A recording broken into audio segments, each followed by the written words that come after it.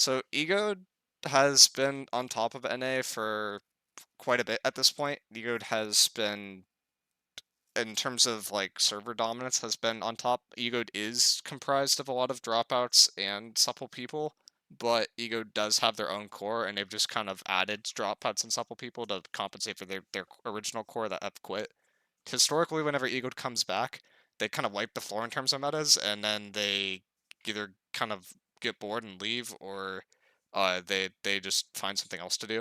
So I guess it's kind of the same thing, but what they have started doing that everyone has kind of taken by storm is kind of the original EU mindset, where you just go to the backline. So that's the whole idea. You go backline, pressure healers, you kind of force this kind of chaotic situation, which tends to favor the attacker a little bit more. When attackers have siege to kind of help the healers, they got a little bit amount of BBs to peel. So basically, it just turns into like what EU comp used to run in terms of tons of ball groups, a lot of like disruptor oriented builds. Like I believe the war that we won, I could put this in now, but we ran two lights and then we ran like two great swords in here and like maybe one fire staff. Like we ran four great swords basically was the idea. No, actually no, it was we had double fire staff in no, we had double bow, we had double fire staff. And then we had try greatsword here, and then we had a light in another group. So we did something like this, and then we had a few BBs, and then I forget what this build was, but it was something weird. Uh, Actually, this is probably Pakuk. One of these groups is Pakuk. Pakuk, I pointed him out in that war, but Pakuk, like, he has a OTK build. He does Warhammer BB and can still one-shot people with that build, so that's what he does. But the idea here, you have tons and tons of pressure for their healers. You just have to put it on their healers, and you have people that can peel your backline, and it's just kind of balancing both. The other thing too for that dropouts war, this guy DC'd. So we had 49 people, but he kept coming back, DCing, coming back, and kept dying. So that was kind of funny. So we did win with 49, and we were down like I believe 5 to 10 people. But the base idea when it's coming down to like taking fort fights and like and outside, specifically the outside, is you want to play on their backline, get on their healers right away, but you also want to control that space. So in order to get on their backline and kind of control that space, swinging wide kind of helps because then you clear this entire space so all your healers can kind of play in the zone. That's protected by 8 and 9 who can push up or they can kind of hold back depending on what they do. And then you have a little bit of BBs to peel for your backline. Like we had like 3 or 4, and that's enough to get the people out of your road as long as you are really, really aggro on their healers.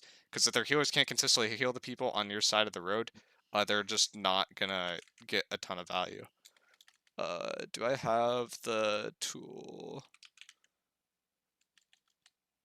Epic Pen's the tool? Okay. Yeah, I'm just gonna draw on this a little bit more. But that's the base idea behind this all. I think that's like pretty clear. The part that gets weird is like how do you actually get to there? And then basically the idea is you lap just wide and you get everywhere. So I think a while ago, people or like what people want to do is they want to cheat and just run through. The problem with when you run through and you like go opposite a point is you don't clear any space for your healers to actually play in. So you get into the spot as a melee and as like a group, but you don't actually get to live there for very long. And that's the part where having the actual wide wraps helps a lot because you can clear that space, your healers get to play in there, and then you can instantly dive the opposite side of point since that space is cleared. And as a defender, you're in a weird spot where you can either peel, but if you peel, you basically forfeit all this space, and that's just attacker favored, like instantly. Like if I were to draw a line there and you peel, attack just gets everything, and then you kind of end up at the corner usually, and that's just like an instant way to lose. So what you have to do, kind of to counter this, is you just have to play like really, really aggro as a mirror, and you have to kind of either meet it head on or go on the attacker's healers. So it basically turns out into like a brawl, right? Why this mattered versus Supple specifically, and like what Supple kind of failed to recognize, is Dropout's healers are used to not getting peeled at all because we are honestly terrible at peeling for them. So when you turn it into a brawl versus Supple, and Supple has healers that are typically peeled for a lot and kind of taken care of and aren't used to having a lot of pressure on them, you just take that mirror as a Dropouts player because Dropouts is just used to not really having anything and just kind of working way through it and wins off mechanics. So we basically turned it into a mechanical fest because we kind of egoed them, so to speak. Unintentional pun, but you go on their healers, they try to go on your healers. Whoever kills them first wins, right? We have better builds for that. That's why we slotted the 4. If I can get rid of all this red graffiti on my screen because I'm on the wrong thing. That's why we slotted so many great swords. Basically, we just went their backline. Main reason why it was great sword, not like a other build. Like we had great sword SNSs, we had great sword spears. I think we had maybe one SNS spear. I think Yago might have run that because that's what he likes. But and we had like a few assassins in there as well. But the idea there is it's just like a lot more pressure, and when you have a lot of people in their road, those builds tend to be able to live very well, even if you have low con, which is just why that works so well. In terms of like fort from a high level, the ping pong is pretty standard. The stacking one side is pretty normal as well. But the leaving B kind of exposed is kind of the newer development. Supple did a variant of that today on attack, but for our attack, we left it very, very weak. We only had like 10 to 12 people there in total, and one of those people kept rotating off and then coming back. That being said, it's enough people to counter that they can't drop as long as we don't push in first, which we didn't push in first. We let people get in behind, kind of crash behind them. The one thing that did happen that was unintentional is they overextended. We caught them, wrapped behind them, got a shower off, did a detonate push, and we kind of wiped their point team right off the bat and got free tick like instantly, which is why that kind of snowballed so fast. But and that's the whole idea. You play slow, you get the rampart control. Controlling these ramparts is really, really important outside of dirt. You basically want to make it so that their healers have to come to point, and when they come to point, then you just nuke them. So it's very similar to what EU used to run. The problem that EU had is they didn't have these like BB groups. So when EU tried to play NA and they did this, we just walked to their road and we just sat there and killed their healers for free because they didn't have people that could really pressure those people out. They had bows, but the melees that you have in that area are just complete thrust warded, right? So like you ward the bow anyway. So the bow wasn't doing anything. So you needed something else to counter the melee, and they didn't have that build, which is why EU just got rolled so hard. On top of not having an SNS, so they just lost the point fight completely. So we could just go point, didn't really matter, and then to kind of pick a side and win from there. But that was the base idea behind that, and then I'll hop into this. So I'm gonna mute this probably because I don't think the comms matter a ton in terms of the VOD, but I want to talk about like kind of thought process here. First thing that we did that was kind of different, from a raid plan perspective, we instead of doing this like typical split, what we did is we did a split over here and we did a split over here.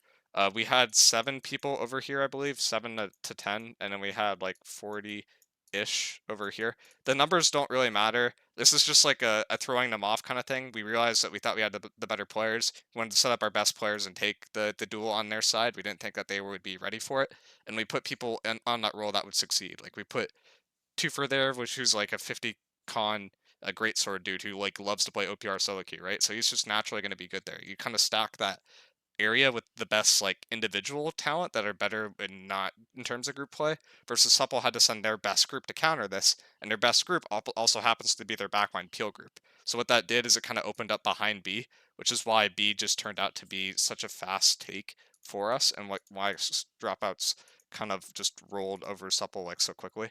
If I like kind of go into the middle of B here, you could see how they're already forced all the way back and the B has just started. The in terms of like control right now, this is like the line right now. They have this space and we have literally everything except for like a pocket here, on the right. So maybe this area is like red controlled, but you can see it's contested by blue, so they're naturally going to have to back up to that other space in the corner, which is just not how Supple wants to play, right? They want to be up aggro, they want to be in your backline, and that's like a thing that they kind of messed up on. Here they responded to crash, which is good, but you look at their road. Who is healing these guys, right? You have a healer here, and then these are their healers. So these guys are never going to heal off. Troxer is literally just tempting fate, playing in our side, and which is why Troxer tends to have so many deaths. This last war on Supple's attack, I believe Troxer had 10 to 15 deaths, when healer deaths usually are around the 4 to 6 level, which is just something that he has taken the ego duel on and kind of learned from. You see that they adapted, they go in our backline, but at that point it's already kind of too late. We got the wipes. Their healers are super, super far forced out, so they're not going to be able to heal the people in our backline that are doing pressure. So their people in our backline are just naturally going to bleed out. Their point team healers are in constant focus. That's pretty standard stuff. Uh, Baboon is really, really good healer in terms of living, but he still had like 2 to 3 people on him the entire war. That's just good value. They live here a very long time because he is such a good healer. But that's the base idea is we have people on C. It's an odd number, right? So they have to send an extra group. So we're going to be up people on B if we kind of ping pong off of that. And that's the idea behind taking B. There's like a little bit of like slips here and there, but that was the base idea strategy wise. You see we get tick on B and C after a few minutes, and then eventually we win off of this. Why didn't we didn't win earlier? Supple is like really good at the counters. So basically, you get to a spot where it's 75%, and the entire 50 to 75% tick Supple has been wrapping into your backline. They've been going on your healers. They force your healers out so that you don't really have a line. So if we're pretending that the map was flipped, our healers would be like way back here-ish, and they don't have enough range to cast a point, and that's when they turn for point. So they do that very well. We didn't catch that super well this war, which is why they're able to swing a couple times on B. They're able to swing a couple times on C as well. But this is in terms of B. This is the last fight. We win here, and then we go on to C. There's nothing too special there. This part I wanted to highlight a little bit too, in terms of like something that Supple could have done better and Dropouts did particularly well. But you could see that the idea of wrapping through here, they were contesting it. But the thing that they lack, and the thing that is like very common for NA strats to do, is NA likes to build a wall. So this wall usually consists of players. I guess from a defender perspective, it would be red. It's like a players all around this that kind of prevent people from wrapping in for free. I noticed right away that it's not really a wall. It's kind of just a big. That's the wrong color. So it's just a big glob over here. The pixels aren't great in this frame. Let me play real quick. Okay. Yeah, now you can see it. So there's no space. Shit. Sorry, let me back up a little bit. So there's no space being held in this like kind of area in the middle, which is exactly where I park myself. I just park myself right here. I figure if we get a hole here, we get established, we take this zone. At that point, they're kind of bisected. We have caught them from behind. We have people rotating in from here, people rotating in from here. This is an island at this point, and I see that, and that's just a very easy way to get some space. So that's what I go for early. This ends up working out early. I do this a lot of wars now, to be honest. It's just like a very easy value. But there's not been a super easy way to deal with it because you're going to fight in SNS. You see, they send 5 to 10 people to deal with me, but at that point, they forfeited space on point, and then we're just able to wrap point for free. We get a lot of value here. We don't actually get a ton of kills off of it, but we get pressure on the point very early. We get opposite side control because people they have to rotate back because they don't want to get caught out. So they rotate back in here, and while we push in, so it's just like naturally a good amount of value. Turns into a point 50-50. I don't want to go over C point a ton, but the base idea behind C point was we go their backline. The thing that we struggled with, that Supple always does so well, is this entire column over here, like this area, is always red control. We had like this space, and then this space, and like this space. We left a little bit of a pocket here that they took a hold of, and that was enough space for them to be able to cast on point, and enough space for them to be able to wrap here and also cast on point. So that was something that we kind of lacked a lot, but we realized that we had to do after was our melees were taking the route into here from the war camp, but they weren't actually pushing into their road. We had people like standing here and they wouldn't turn around and go back. So that was something that we needed to work on, and we needed to actually go on their healers. Instead, people were kind of going on the wrong target, going on decks. But the idea of like zerging the back line, putting pressure early on their road is just very strong.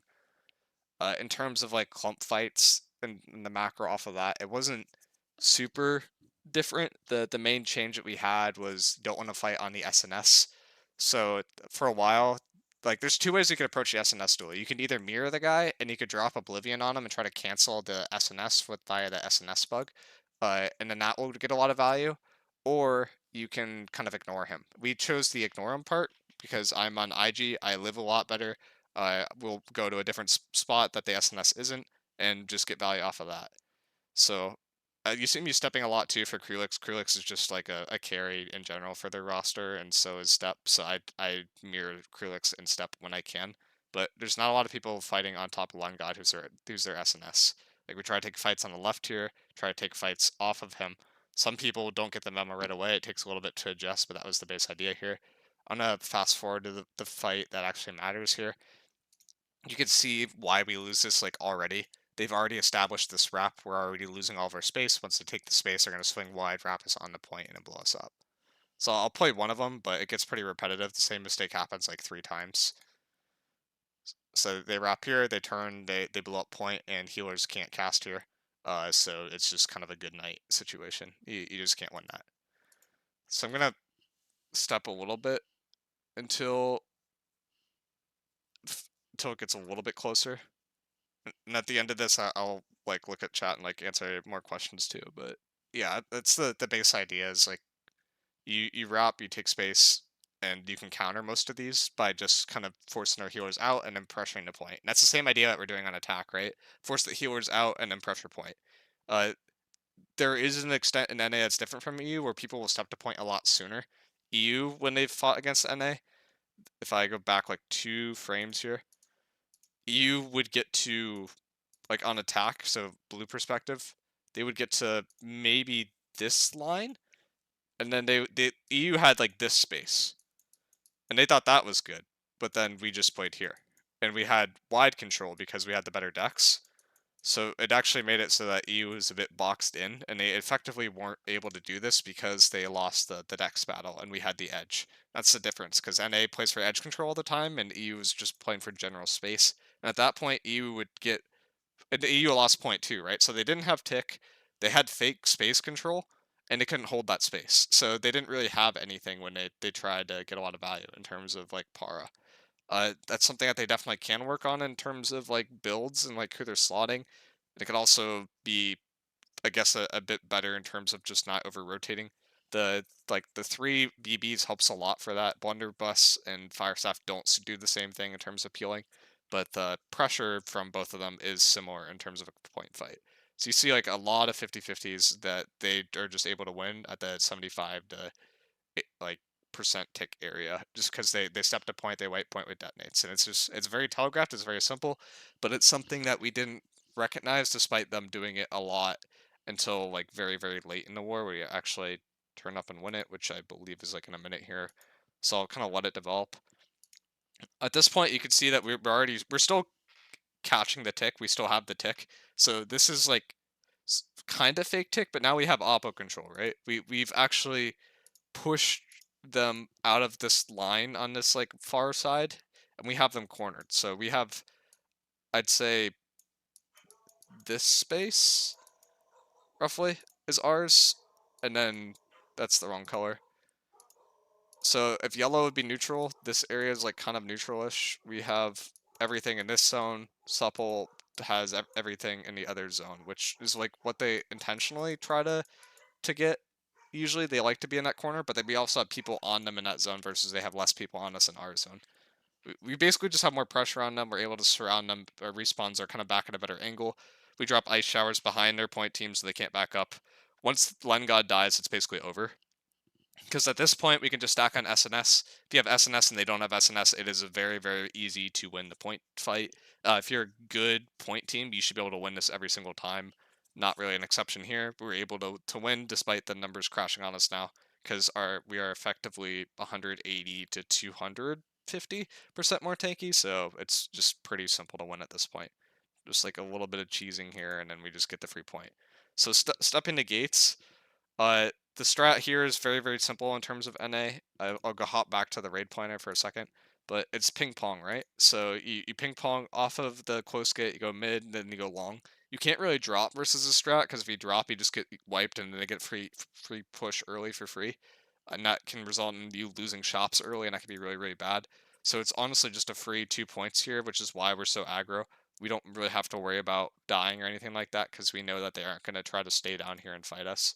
So I just go up here to A. I stun Troxer, I believe. Who again, Troxer is this guy who likes to play really aggro. He likes to kind of limit test a bit, so he gets caught out for that, eaten alive by some of the more assassin-oriented builds, and then we just rotate off to B. This is something that I've kind of done for a while now, but I like to not buy on the first flag, rotate off early to B, and then buy on center flag. It's just less contested and tends to get a little bit more value, and like in terms of like getting back sooner. And then when you do that, you can come back with a cannon and then just get value off the cannon, which someone immediately steals, and I just forget that my desk is in inventory, but that's the idea behind that. In terms of B fight, you can already kind of see it like very, very clearly. A lot of people like to push up. The problem with pushing up versus like the typical strat is if you play so that your front line is here and you're red and you don't have this like yellow zone, so you're kind of all in this area, you make yourself extremely vulnerable to wraps from behind. That those wraps don't have to necessarily come from here too. You can wrap here and then put a shower behind here, and that's just a very easy potential wipe. And that's what we take advantage of, and we're able to get a wipe like very, very early here that Supple wasn't exactly planned for because they were so aggro in the choke. Typically, you want to be like more passive as a defense in the choke phase, and then kind of push up. I'd say a bit later. Like pushing up like right off the start is okay, but they kind of overstay their welcome here. I notice it. I dropped the shower behind. You could already kind of see the pieces start to crumble because they're overextended. They're getting body blocked. People are losing their cooldowns for no apparent reason. And then in a few seconds here, there should be a pretty good point push. So kind of holding cooldowns, getting ready. Using weakens off cooldown, we're calling for a push. We have the bile saved. Bile is very important for the push. Once I drop the bile, you know, I'm like kind of committing here. So I'm thinking about it here, waiting. They're pushing up and kind of baiting them in. We pop early detonates, which were supposed to be our push, but it doesn't seem like super good. And then right now I look for it. Why I look for it now? It's because this guy on red is going to try to back up. I already know this because he's going for his Great Axe Warhammer combo. I know he's going to try to back up. I know my shower cooldown is coming off. So this is very free ice wall, but I want to bile first in this area to get value on their entire squad. So Lungod won't be able to regen his shield, but when it goes down here, because he's on VG, he's going to have to play for that regen on the shield. He doesn't have an ice tomb.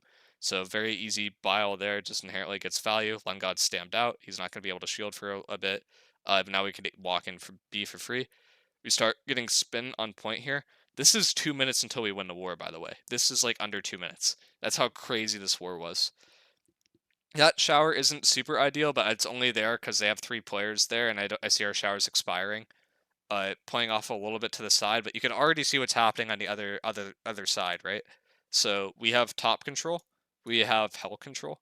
We just 1 point, we walk them back so that their point team is in this area. They're not able to contest the choke. They have a team over here that's still okay, but they're losing space like rapidly. I believe we have that top control as well. So we played like heavily for back gates this war, which is a little bit different, but the idea is the same thing, right? As attack, you go under healers. Once the healers are focused, you go on to people that are protecting the point. You blow up the point team, and then you go from there. Step EU missed a lot was they didn't blow up the point team. They ignored the point team, pretended that fight didn't happen, just played for outside. It's like, no, if you blow up the point team, you just instantly win.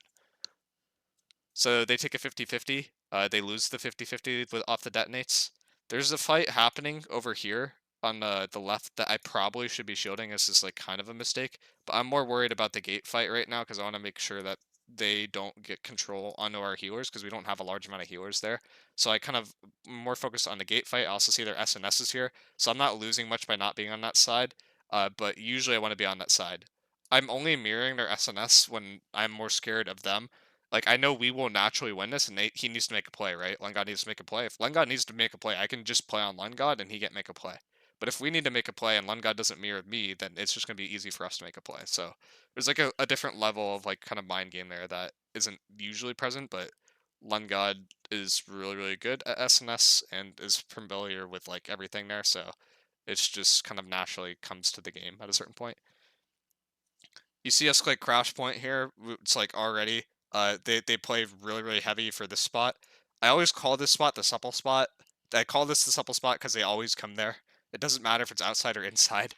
They always just focus there. So what do we do this for? We don't play in the supple spot. We kind of play off a Lungod. We take this left and then we just go to hell. Like, you don't need that bottom control necessarily as long as you're able to get the healer casts in through and on the point, which we're still in LOS, so healers still in range. Healers are decently well protected, so we're able to do this, ego them. They come to us and they just naturally die. At this point, Lungod is on the floor. He is right there. That is Lungod. So at this point, 75% tick. All you need to do is stack on me and we win. And that's how you win a war. It is. This is the problem I have with SNS VG right now. Is SNS VG gets blown up. If you lose your SNS, you just instantly lose that point. If the other team is good, just because you can Zerg on top of your SNS. So we call stack top left. I'm top left. They have a 3-man detonate push that gets no value. I hit the weaken there. They have 5-6 people weakened. Now we're taking a 50-50 on top of an SNS. That's never going to favor the attacker as long as you have the SNS. I'm not even doing that well with the aura. It's just mostly the weaken that I got up.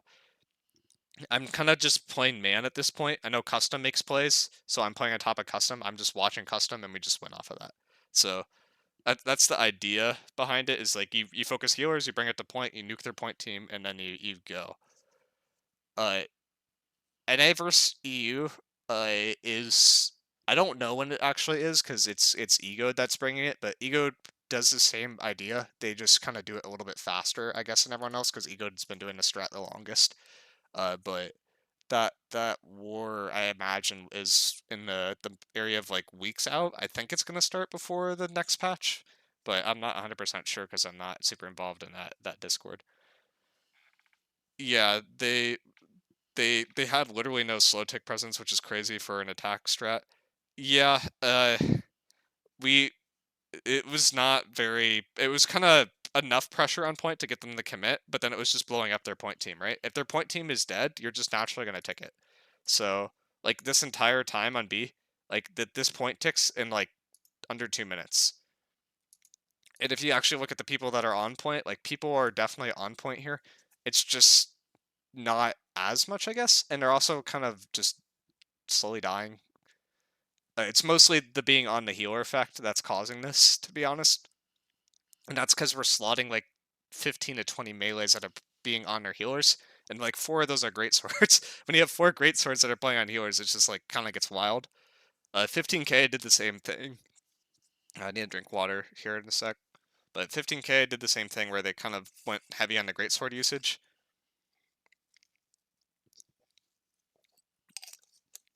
And that just kind of helps you get on healers a little bit sooner. Greatsword is probably better than SNS at contesting healers in general, because it's just really hard to run from it. But SNS is like the next up there and it's a little bit more tanky. Oh, EU. Yeah, EU does not have any tick. If you don't have tick, you can't force the defense to make a play, right? Because the defense win con is time. On our defense today, at one point, Supple did the same thing that EU did, where they took everything in terms of control, but they didn't win point. They had no point tick. We're like, okay, this is perfectly fine. Just don't worry about point. Focus on the outsides, and we'll come to point later.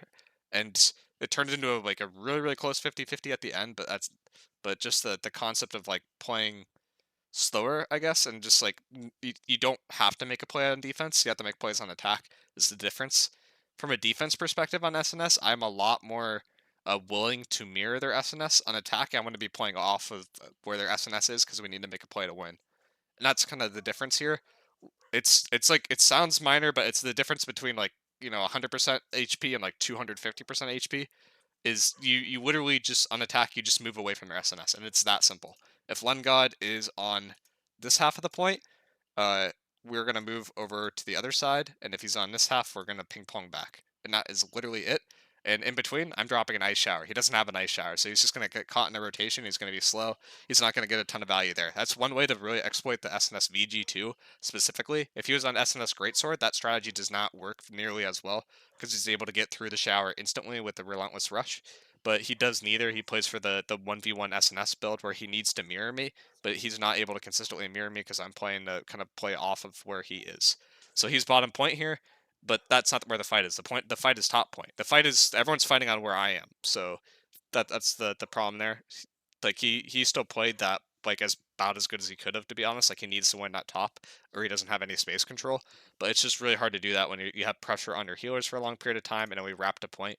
The other difference too is when you slot a bunch of great axes that are playing as pseudo disruptors, which we usually have like one more than this. They're able to peel the point and blow up the point along with other people with their detonates, so it just inherently gets more value than other disruptor builds. EU tends to slot, I guess, more great swords, like probably about this many, but they don't really bring the fight to point. And when they're if your great sword brings the fight to point, it's just like might as well not slot the weapon. It's just better to have Great X Warhammer to do that role, and that's kind of the the other like little bitty difference. EU has changed though. Like EU is one meta behind, I believe. EU copied the Supple meta that they were dominant with, and or in terms of mangoed. I believe Para is territorialist as far as I know. But this idea is just like kind of the next evolution, which is sort of the EU style, but like original EU style, just with I guess the twist of you actually are able to peel your backline because you slot builds that can peel your backline. Par down bad, yeah, that's what I've heard, but I wasn't 100% sure at this point. It sounded like they didn't have much going for them at this point. Mango took the NA strat, kind of ran with it, and then won. Like while Par was in NA, they were like, oh, we're pitting issues, blah blah blah. Like we didn't really care. Supple at the same time taught Mango the NA strat, and then like how you play it to beat Para, and then Para got taken off the map. So I feel like that kind of confirmed the original meta, but this is the meta that's kind of risen to beat that meta. The thing about that original meta is it worked very very well if you didn't. It works well at protecting your backline, which counters the whole EU style, right? Because they don't play for point tick at all. But if you get point tick and you go their backline, then it's a little bit worse. So it's like a little bit of juggling the two that I think makes a difference right now in attack. Yeah, I've heard about the win triggers leaving Para. It's unlike Para though, because Para has lost for a long period of time and come back. Like in terms of like this war and beating Supple, this is either the fourth or fifth time Dropouts has beat Supple in like probably the last 9 to 12 months. It's not very common, and it's usually on a meta shift, to be honest. But uh, it still can happen. Like Supple doesn't beat Dropouts either on attack as much, but they still beat the Dropouts more on attack than Dropouts beat Supple on attack. Like I think they beat Supple's beaten Dropouts on attack like probably close to 8 to 10 times, versus we have probably about half of that. So I'd still say they're generally the better company. We just kind of caught them out in a meta shift today, or yesterday. Today they played very very well, made it very very close, and they played with the same idea where you play in a backline, you zerg their road, make it so that their healers can't really play the game for free, and then a lot of problems just start rising. So, but yeah, that's the base idea behind like everything that has shifted. And I guess the secret to all this is you don't necessarily need to keep it the same. So like this is like one strat, but you could do other variants, right? It's the concept of you pressure healers while you're pressuring their point. It's like very very simple. Uh, it should be intuitive to most players that if the healers are healing themselves, they aren't healing the people on point. So if you time it right, then their point team just dies. So you just need to pry who's healing their point team and nuke point at the same time, and that's exactly what we did.